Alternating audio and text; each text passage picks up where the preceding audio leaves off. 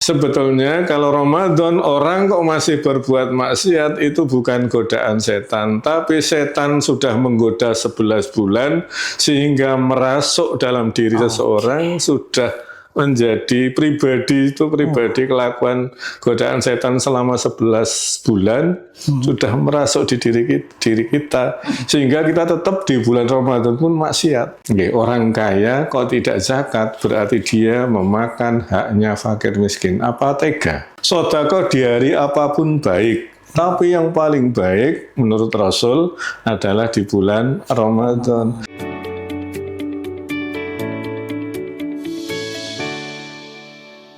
Assalamualaikum warahmatullahi wabarakatuh. Halo Sobat Bunda semua. Kembali lagi bersama saya Din Fauzi di podcast Amal Bunda. Tempat di mana siapapun bisa membagikan kisah inspiratifnya yang tentunya bisa menginspirasi kita semua. Sobat Bunda, gimana kabarnya semua? Mudah-mudahan Alhamdulillah dalam keadaan baik dan dalam keadaan sehat walafiat. Semua urusannya diberikan kelancaran dan tentunya apapun aktivitasnya diberikan keberkahan oleh Allah Subhanahu wa taala. Gimana nih kabarnya Sobat Bunda sekalian? Udah pada like, comment, subscribe? Nah, jangan lupa komen, like, dan subscribe YouTube-nya Amal Bunda karena ke depan kita akan sering mengundang narasumber-narasumber yang tentunya bisa membagikan kisah inspiratifnya mereka dan tentunya juga bisa memberikan inspirasi untuk kita semua supaya nanti ke depannya kita bisa lebih semangat lagi dan bisa memberikan manfaat lebih luas lagi. Amin ya rabbal alamin. Nah, udah like, comment, subscribe? Terima kasih. Kita saat ini sudah mengundang pakarnya yaitu Kyai Dailami, di mana kita akan membahas tentang bagaimana kita dapat beribadah di bulan Ramadan ini secara istiqomah dan tentunya mengundang pahala yang banyak. Nah, pasti di bulan Ramadan ini masjid lebih ramai, Al-Quran lebih sering dibaca, sedekah terasa lebih, kita berlomba-lomba dalam kebaikan. Tapi pernah nggak sih kita jujur sama diri kita sendiri, kenapa sih semangat itu sering datangnya cuma di awal aja, bahkan bagus-bagusnya itu hanya di 1 bulan dalam setahun? Nah, apakah kita hanya terbawa suasana di bulan Ramadan ini, atau sebenarnya hati kita ini ingin istiqomah, tapi belum tahu aja caranya gimana? Nah, kita akan membahas bagaimana menjaga konsistensi ibadah yaumiyah, kemudian zakat, dan yang lain-lain, bukan hanya di bulan Ramadan, tapi juga di bulan-bulan lainnya. Bersama dengan Kyai Dailami selaku Dewan Syariah Las Amal Bunda, kita akan membahas itu semua. Assalamualaikum Kyai. Waalaikumsalam warahmatullahi wabarakatuh. Gimana kabarnya Kyai? Sehat? Alhamdulillah baik. Alhamdulillah. Semoga dalam keadaan sehat selalu nih Kyai ya. Amin, amin, amin. Otomatis ini kegiatan lagi padat-padatnya ya Kyai ya. Ya, menjelang Ramadan biasa, persiapan masuk Ramadan. Betul sekali, persiapan di bulan Ramadan itu kan bahasanya berarti bukan cuman fisik ya Kyai ya, cuman rohani segala macam itu juga perlu kita persiapkan ya Kyai ya.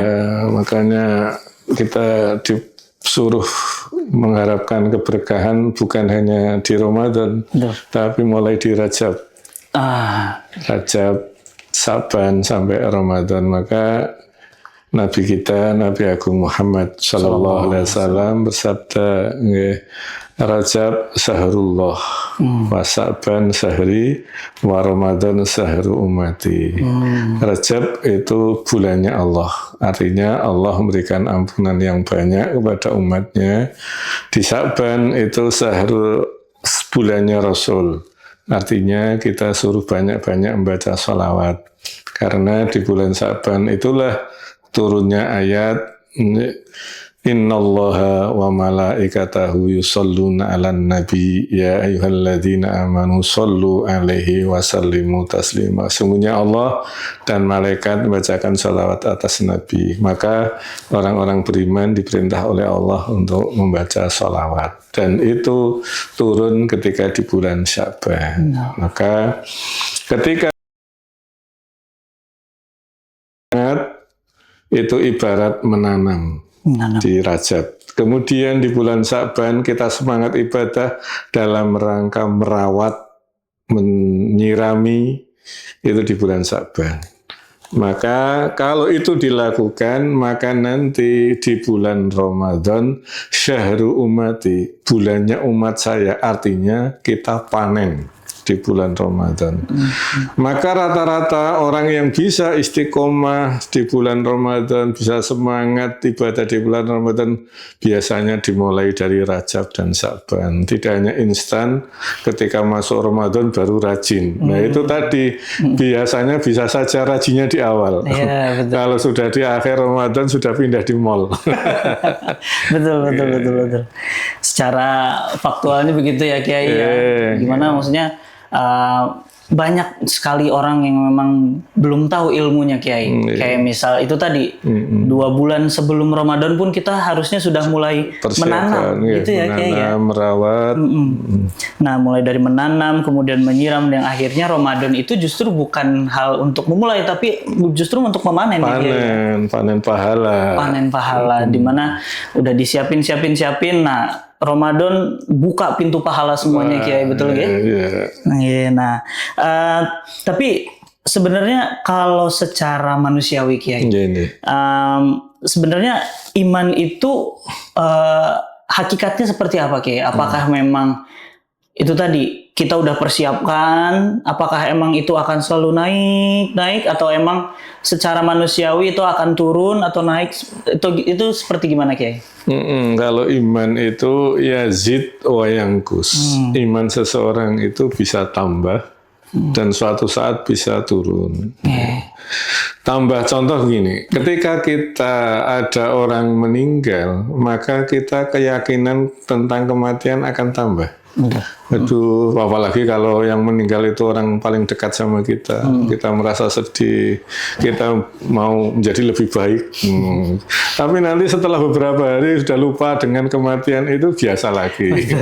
Nah, artinya iman itu bisa nambah, tapi suatu saat bisa berkurang. Berkurang karena satu lingkungan, dan yang terutama ya godaan setan.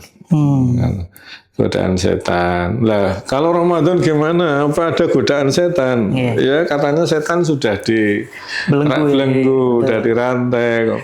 Lah, sebetulnya kalau Ramadan orang kok masih berbuat maksiat, itu bukan godaan setan, tapi setan sudah menggoda 11 bulan sehingga merasuk dalam diri seseorang, sudah menjadi pribadi kelakuan godaan setan selama 11 bulan sudah merasuk di diri kita, sehingga kita tetap di bulan Ramadan pun maksiat. Lah, maksiat yang kita lakukan bukan karena godaan setan, tapi kebiasaan kita digoda setan selama 11 bulan. Jadi jangan salahkan setan terus. Ramadan setan sudah dibelenggu, masih maksiat, setan yang disalahkan. Aku digoda setan. Saya tidak puasa karena kegoda setan. Tidak digoda setan, kamu yang sudah jadi setan. Astagfirullah. Naudzubillah min dzalik. Mudah-mudahan kita semua, sobat Bunda semua di sini bukan menjadi setan ya. Itu bahasanya emang kayak penanamannya malah jadi nggak ditanam dengan hal-hal yang baik. Itu udah ditanami dengan sifat-sifat setan itu sendiri gitu ya. Berarti kalau dibilang ada sesuatu hal yang salah, kenapa kita imannya naik turun, itu ada sesuatu yang salah nggak ya Kiai? Nggak ada. Ketika kita banyak zikir, banyak ibadah, maka akan tambah. Jadidu imanakum biqauli la ilaha illallah Muhammadur Rasulullah. Perbaruilah, tingkatkanlah imanmu dengan zikir la ilaha illallah Muhammadur Rasulullah. Artinya, untuk meningkatkan keimanan itu ada ikhtiar-ikhtiar yang harus dilakukan, ya di antaranya tadi zikir la ilaha illallah bisa menguatkan iman. Rajin sholat berjamaah nanti bisa menguatkan iman. Tandanya apa? Ketika orang terbiasa sholat jamaah, maka suatu saat dia ketinggalan jamaah, dia akan merasa rugi, merasa dia ada yang kurang. Tapi kalau orang itu sudah biasa tidak sholat jamaah, ketinggalan jamaah itu biasa saja. Nah, artinya ketika kita rajin jamaah, itu menguatkan keimanan kita, sehingga ketika meninggalkan merasa rugi, merasa ada yang kurang, merasa tidak enak gitu. Iya. Ini dada saya yang sesek apa emang selalu diingat ya? Aduh, astagfirullah. Ini pengingat untuk kita semua ya, sobat bunda sekalian. Ini hadirnya Kiai di sini untuk menyambut bulan Ramadan yang lebih baik supaya kita sobat bunda semua bisa menyambut bulan Ramadan ini dengan lebih sadar dan lebih yakin bahwa Allah itu sudah menyiapkan pahala yang sangat banyak untuk kita semua. Betul gitu ya? Nah, Kiai, ini kenapa kalau bisa di bulan Ramadan ini sedekah tuh rasanya kayak lebih ringan gitu, Kiai? Kan tadi kita bahas tentang iman yang naik turun, kemudian salah satu amalan yang paling ringan dikeluarkan di bulan Ramadan adalah sedekah. Nah, sebenarnya emang kenapa sih Kiai kira-kira sedekah itu bisa terasa lebih ringan dibanding bulan-bulan lainnya? Iya, karena dimulai dari Rasulullah SAW itu selalu memotivasi untuk sedekah di bulan Ramadan. Rasulullah itu orang yang paling loman, orang yang paling pemurah. Beliau dikatakan oleh Ibnu Abbas mengatakan karena Rasulullah SAW ajwadun nas. Rasul adalah orang yang paling loman. Loman paham ya? Bahasa Indonesianya loman apa? Sayang. Loman itu suka memberi. Oh, memberi. Ya, loman. Iya. Suka memberi. Itu Rasul itu orang yang paling suka memberi. Wa kana ajwadu ma yakunu fi Ramadan. Dan Rasul itu lebih loman lagi, lebih suka memberi lagi ketika berada di bulan Ramadan. Jadi Rasul sendiri sudah memberikan contoh, dia orang memberi, tapi akan memberikan lebih banyak ketika di bulan Ramadan. Terus Rasul juga ditanya, dari Anas, sahabat Anas, kila ketika bertanya, ya ayu sodakoh afdol, mana sodakoh yang lebih utama? Qala, Rasul menjawab, as-sodaqatu fi Ramadan. Sodakoh yang paling utama adalah sodakoh di bulan Ramadan. Nah, inilah sehingga karena Rasul sudah memberikan contoh, kemudian beliau bersabda bahwa sebaik-baik sodakoh adalah di bulan Ramadan, maka memotivasi umatnya sedekah di bulan Ramadan karena ingin meraih sebaik-baiknya sodakoh. Sodakoh di hari apapun baik, tapi yang paling baik menurut Rasul adalah di bulan Ramadan. Kenapa? Karena di bulan Ramadan banyak orang yashuluna bisiyamihim. Mereka sibuk dengan puasanya. Sehingga mereka kurang konsen atau kurang dalam pekerjaannya. Artinya karena sibuk dengan puasa, maka pekerjaannya agak berkurang. Nah, karena di saat-saat seperti itulah kita sodakoh, infak, jariah itu bagus sekali di bulan Ramadan. Nah, itu tadi berarti hal-hal yang menyebabkan orang-orang tuh lebih ringan dalam bersedekah gitu kayak. Iya, karena motivasi Rasul tadi. Rasul mencontohkan lebih murah ketika Ramadan. Terus ditanya sodakoh yang paling baik, sodakoh di bulan Ramadan. Kalau dihitung, mohon maaf, maksudnya pahala kan sebenarnya nggak boleh dihitung-hitung ya. Atau emang, tapi sebenarnya kalau secara nilainya itu berarti berapa kali lipat kayak dibanding hari-hari biasa kayak? Ya, karena Ramadan itu afdhalus suhur.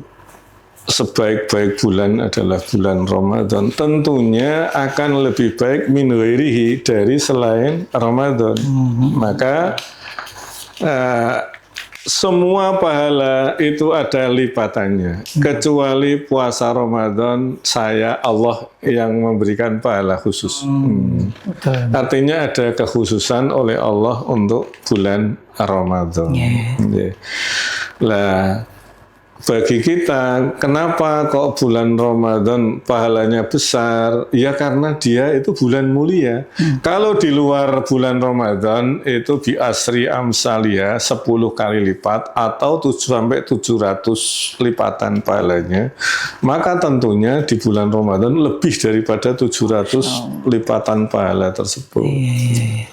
Dan bahasanya kalau misalnya kita nggak bisa menghitung 700 kali lipat dan lipatannya itu berapa gitu ya Kiai ya. Dan wallahu alam Allah yang semua yang memberikan itu semua ya Kiai ya. Nah, cuman bahasanya ini salah satu dari amalan yang memang biasa kita kerjakan gitu Kiai. Tapi kalau misalnya amalan itu sendiri Kiai, amalannya kan ada yang mungkin bisa dibilang kecil dalam hal perilakunya, adalah hal yang besar. Amalan-amalan yang kecil yang kira-kira bisa kita lakukan secara konsisten, mungkin dari Kiai bisa memberikan saran gitu Kiai di bulan Ramadan ini. Di bulan Ramadan terutama itu adalah karena di bulan Ramadan ada termasuk syahrul Quran.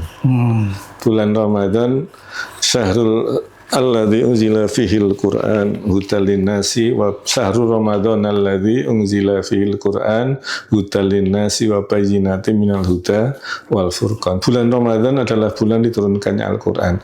Maka Kanjeng Nabi Muhammad SAW itu selalu tadarus sama Jibril tiap malam. Tadarus. Artinya tadarus, ada yang baca, ada yang mendengarkan. Maka amalan terbaik di bulan Ramadan yang bisa kita ikuti adalah tadarus Al-Quran. Ya, meskipun sedikit 1 halaman sehari, syukur sehari bisa setiap baca sholat 2 halaman bolak-balik. Itu berarti kalau 5 waktu sholat, kalau bisa 2 halaman, nggak halaman.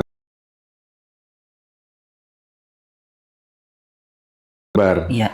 Lah kalau setiap baca sholat bisa 2 lembar saja, maka sehari bisa 1 juz. Sebetulnya 1 juz itu ringan kalau kita tahu caranya. Tapi kalau sekali langsung baca 1 juz, maka merasanya kesel, lelah dan seterusnya. Tapi kalau kita bagi setiap sholat 2 lembar, santai. Nanti baca sholat duhur 2 lembar, nanti baca sholat asar 2 lembar. Meskipun kelihatannya kecil, tapi kalau istiqomah luar biasa. Masya Allah, betul. Minimal itu pun 1 kali khatam gitu ya. Ya, minimal di Ramadan 1 kali khatam. Karena sebulan turunnya Al-Quran. Dan Kanjeng Nabi sendiri memberikan contoh tadarus Al-Quran dengan malaikat Jibril tiap malam di bulan Ramadan. Nah, kita umatnya kalau tidak tiru Kanjeng Nabi, tiru siapa? Iya, betul sekali ya. Kita dikasih waktu 24 jam. Jadi bukan hanya untuk kerja, tapi juga ibadahnya juga jangan lupa ya. Dan Al-Quran itu kan siapapun yang nempel dengan sesuatu yang istimewa pasti ikut istimewa. Betul. Apapun yang nempel kepada sesuatu yang istimewa pasti ikut istimewa. Termasuk kita nempel pada Al-Quran.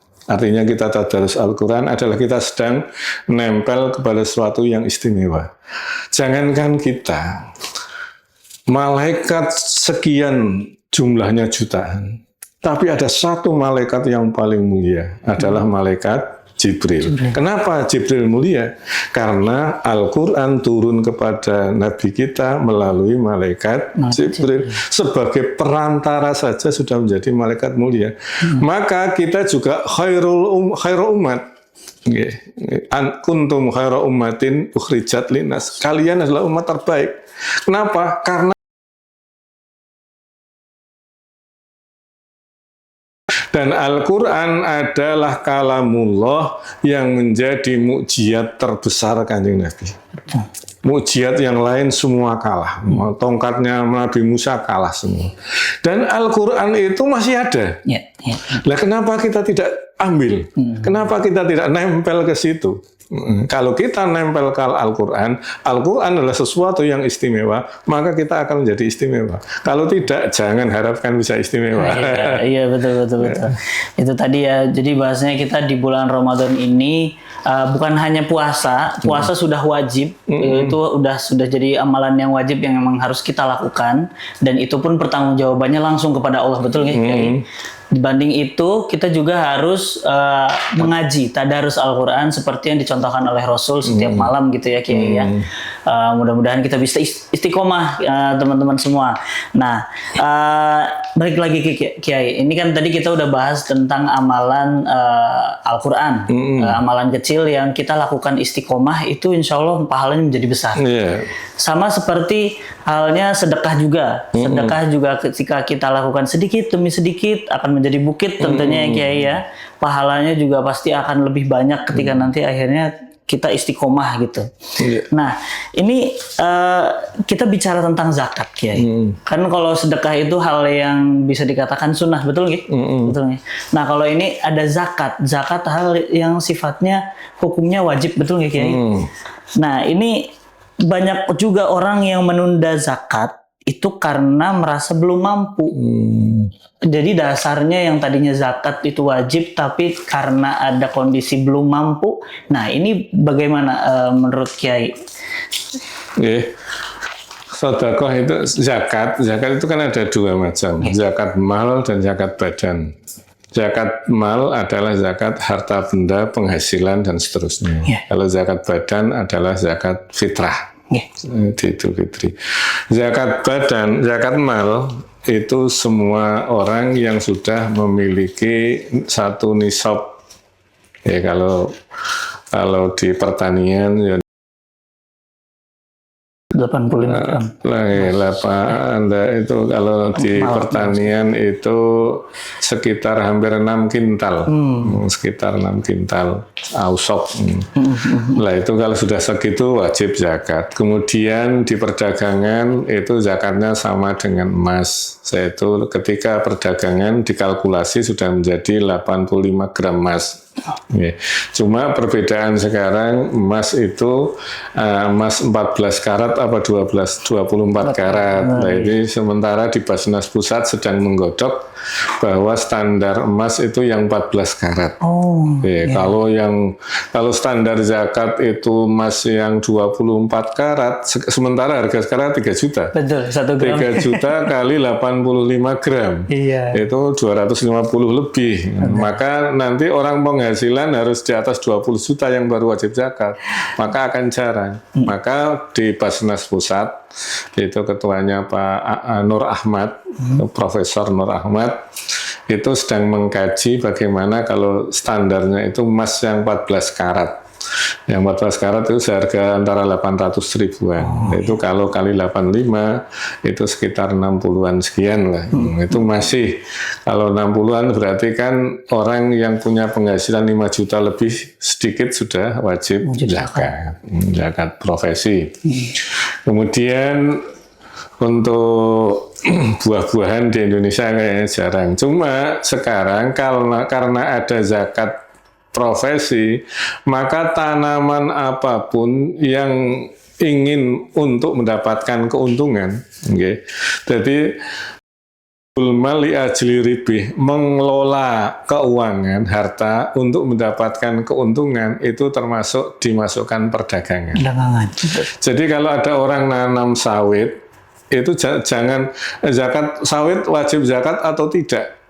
Nah, tidak wajib, tapi kalau dia mengelola tanaman, harta benda ditanam di sana untuk mendapatkan keuntungan, maka dia wajib zakat dari hasil keuntungan tersebut, hasil pengelolaan keuangan tersebut, harta tersebut. Maka pertanian apapun sekarang sudah kena zakat. Kalau diarahkan bahwa yang namanya dagang adalah taghlibul mal li ajli ribih. Yang namanya dagang adalah mengelola keuangan untuk mendapatkan keuntungan. Jadi petani kopi, petani karet, petani sawit, teh dan seterusnya. Jangan dilarikan ke pertanian. Kalau pertanian yang wajib zuru itu hanya makanan pokok.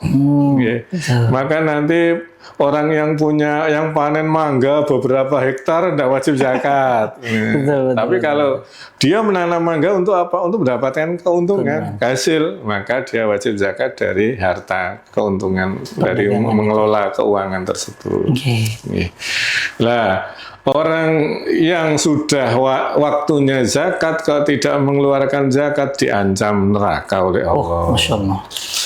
Dan orang yang sudah wajib zakat kalau tidak mengeluarkan zakat berarti dia makan haknya fakir miskin. Orang kaya kalau tidak zakat berarti dia memakan haknya fakir miskin. Apa tega? Iya, haknya fakir miskin dimakan oleh orang kaya. Itu orang kaya yang tidak mau mengeluarkan zakat. Karena zakat itu liyutahhirahum, untuk mensucikan harta bendanya. Nah, kalau tidak dizakati berarti masih kotor. Kenapa kotor? Ada haknya fakir miskin, ada hartanya fakir miskin. Lah, orang kaya kok makan hartanya fakir miskin? Pasti ada kerusakan dalam keluarganya. Kalau tidak orang tuanya, anaknya, atau apapun pasti ada kerusakan karena hak fakir miskin mereka embat. Betul, ya. Nah, maka kalau orang sudah wajib zakat harus mengeluarkan zakat. Jangan direkayasa supaya tidak mengeluarkan zakat. Tidak boleh rekayasa. Terus kalau zakat abdan, zakat badan adalah semua orang wajib zakat. Kecuali orang yang tidak punya bahan makanan sehari semalam. Kalau sudah lebih dari bahan makan sehari semalam, maka dia wajib zakat fitrah. Ya, kalau sehari semalam orang masak 1 kilo kan sudah kenyang. Berarti sudah punya lebih dari itu, berarti wajib zakat.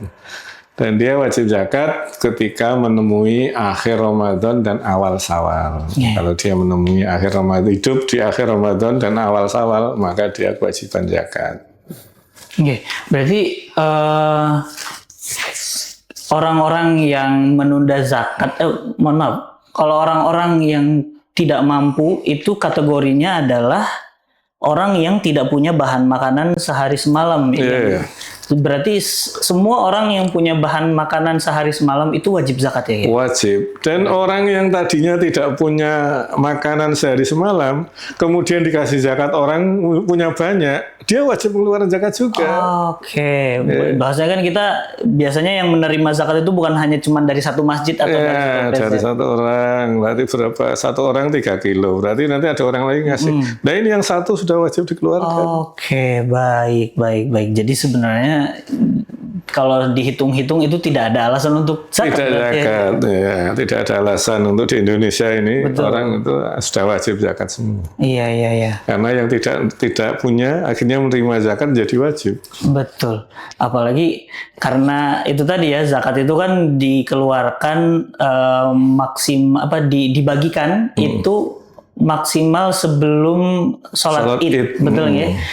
Dibagikan sebelum sholat Id. Jadi kalau misalnya sebelum sholat Id udah dapat zakat, misal ada 2 gitu ya, 1 harus diwajib dikeluarkan. Masya Allah, itu konsekuensi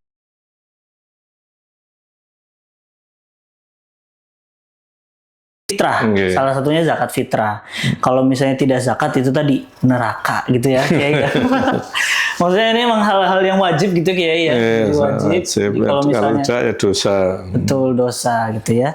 Nah, ini dalam menjaga istiqomah sedekah dan zakat Kiai. Nah, seberapa pentingnya menyalurkan zakat itu melalui lembaga yang amanah Kiai? Kan kita banyak sekali nih lembaga yang memang ada lembaga yang besar, ada lembaga zakat yang besar, ada juga lembaga zakat yang skalanya musola atau masjid gitu Kiai. Nah, kalau dari pandangan Kiai, seberapa penting Kiai menyalurkan zakat itu zakat atau sedekah melalui lembaga yang amanah? Karena kalau kita mengeluarkan zakat itu kan harus tepat sasaran. Kalau tidak tepat sasaran, berarti kita dianggap belum mengeluarkan zakat. Ya, meskipun itu tidak salah kita. Misalnya kita ke suatu lembaga atau di tempat pemberian amil zakat, dia mengatasnamakan amil zakat, tapi dia tasarufnya tidak sesuai dengan aturan agama. Nah, kita kan yang memberikan juga kena.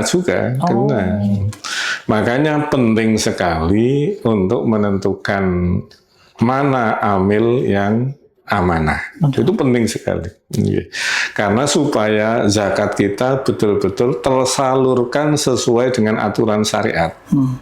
Ya, siapa mustahiknya, amilnya bagaimana. Mbok nanti ini amilnya ndak paham, mbak entek ning amil.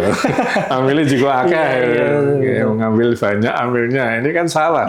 Padahal itu bukan haknya amil. Kalau dimakan amil kan berarti zakat kita tidak tersalur ke mustahik. Malah diambil oleh amil. Amilnya cara bahasane cara wong Cilacap boyeh. Angin warak selalu banyak ya. Sementara yang disalurkan tidak banyak. Nah ini kan bahaya. Maka penting sekali kita menentukan mana amil zakat yang bonafit, yang amanah, yang betul-betul menyalurkan zakat kita sesuai dengan aturan-aturan agama. Betul sekali, dan tentunya lembaga tersebut juga sudah terdaftar di Kementerian Agama, betul nggak? Dan sudah punya SK, SK untuk menjadi amil. Betul. Karena sekarang banyak lembaga mengatakan amil zakat, tapi dia tidak punya SK dari yang berwenang untuk mengeluarkan SK amil. Berarti dia bukan amil, tapi dia hakikatnya adalah panitia zakat. Panitia zakat. Dan secara hak panitia zakat belum berhak untuk mengambil. Ngambil, tidak boleh mengambil haknya amil karena bukan ngambil. Iya. Nah, masuk ke pertanyaan terakhir Kiai. Ini karena kita tadi sudah mendapatkan ilmu banyak sekali tentang bagaimana kiat-kiat untuk beristiqomah di bulan Ramadan, terutama membaca Quran, sedekah, dan yang terakhir itu ada zakat yang wajib di bulan Ramadan. Nah, ini mungkin Kiai punya pesan untuk masyarakat ini yang di luar sana, supaya Ramadan itu bukan hanya momen tahunan Kiai, tapi menjadi titik awal kebiasaan ibadah, termasuk zakat, infak, dan sedekah. Mungkin ada pesan yang bisa disampaikan, Kiai. Iya, kita sampaikan pesan ini juga untuk diri saya sendiri. Yes. Kita harus menekankan bahwa kita tidak tahu usia kita, apakah di Ramadan yang akan datang kita masih ketemu, atau kita sudah akan selesai hanya menemui Ramadan ini adalah Ramadan terakhir kita hidup. Ramadan terakhir kita bisa berpuasa, Ramadan terakhir kita bisa berinfak, sedekah. Maka gunakan Ramadan ini sebaik-baiknya. Jangan menunda untuk Ramadan yang akan datang, karena belum tentu kita menemui Ramadan yang akan datang. Maka ketika kita sempat ibadah, lakukan sebaik-baiknya. Jangan sampai ada bahasa kalau sudah Ramadan akhir itu barisan sudah maju. Artinya maju, yang belakang sudah kosong. Betul. Kalau di Mekah akhir Ramadan padat sampai keluar masjid. Sampai di jalan itu penuh orang semua terawih. Tapi kalau di Indonesia keluar semua tapi tidak masuk. Pada keluar ke mall, jalan-jalan. Ya, kalau di akhir Ramadan, Masya Allah. Seharusnya akhir Ramadan justru momen untuk semakin rajin, karena di saat 10 akhir Ramadan itu yang luar biasa. Di situ ada Lailatul Qadar. Malah di Indonesia malah kebalik. Di awal rajin, di akhir Ramadan malah malas. Maka itu kemudian untuk kesempatan ketika kita punya mampu. Jadi kalau tidak mampu zakat, belum punya nisab zakat, maka sedekahlah. Dan sedekah itu tidak menunggu orang harus kaya dulu. Ketika kita mampu, sedikit dari orang yang tidak mampu itu sama dengan banyak dari orang yang mampu. Jadi jangan aku urung sugih, engko sik nunggu sugih, kapan sugihmu? Jangan menunggu kaya. Kita mampu sedikit, lakukan sedekah. Berikan sedekah. Itu lebih banyak pahalanya daripada jenengan nunggu kaya-kaya. Nanti baru kaya baru mau sedekah. Ketika kita punya sedikit pun kita lakukan. Itu akan lebih baik untuk kita. Masya Allah, luar biasa sekali Kiai. Terima kasih atas pengingatnya. Insya Allah podcast ini akan sangat bermanfaat tidak hanya di bulan Ramadan ini, tapi di bulan Ramadan tahun depan, dan bukan hanya di bulan Ramadan tapi di bulan-bulan lainnya juga bisa bermanfaat. Dimana tadi itu ya Kiai ya, bukan salah setannya yang dibelenggu, tapi setannya selama 11 bulan sudah menggerogoti kita. Jadi jangan sampai di Ramadan kita rajin, tapi di bulan-bulan lainnya malah kita lepas dari kerajinan untuk beribadah itu. Betul nggak Kiai? Dan juga sedekah, zakat, infak, sedekah juga bisa disalurkan melalui Laz Amal Bunda, di mana lembaga ini sudah menjadi lembaga yang resmi, terdaftar di Kementerian Agama dan juga sudah memiliki SK yang tadi disampaikan oleh Kiai. Betul nggak Kiai? Kebetulan, alhamdulillah dari perbincangan hari ini kita belajar bahwa istiqomah bukan tentang banyaknya amalan, tapi tentang konsistensi. Kalau selama ini kita rajin berjamaah, mari jaga minimal 1 waktu atau bahkan 5 waktu harus kita jalani dengan berjamaah. Kalau ini selama ini kita semangat tilawah, mari kita tetap sisihkan beberapa ayat setiap hari. Dan kalau selama ini kita ringan bersedekah, maka jadikan berbagi sebagai kebiasaan, bukan musiman. Sobat Bunda yang ingin menjaga konsistensi untuk berbagi bisa menyalurkan zakat, infak, dan sedekah melalui program-program kebaikan Laz Amal Bunda melalui nomor rekening di bawah ini ya. Insya Allah amanah, transparan, dan juga tepat sasaran. Baik, sekian podcast bersama Amal Bunda pada hari ini bersama saya Din Fauzi pamit undur diri. Jangan lupa untuk subscribe, like, share video ini agar semakin banyak masyarakat yang terinspirasi. Dan jangan lupa komen untuk video selanjutnya. Terima kasih. Wassalamualaikum warahmatullahi wabarakatuh. Waalaikumsalam warahmatullahi wabarakatuh.